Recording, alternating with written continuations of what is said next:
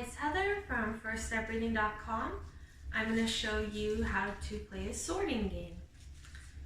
So on popsicle sticks, I wrote words from word families.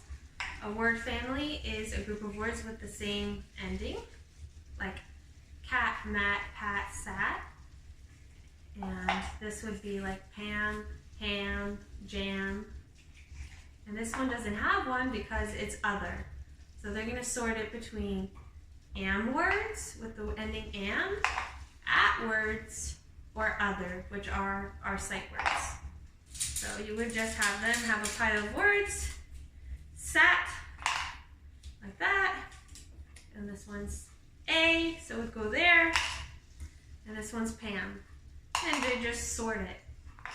I don't like to actually write on my cups because I use these cups for color sorting, or you can do it for shape sorting, and you can just change what's inside. You can draw a triangle on here and a circle, and they can sort it. But this is how you would set it up for sorting with word families and sight words, or just word families, sorting between different word endings. And that's a sorting game using popsicle sticks by writing the words from the stories on popsicle sticks.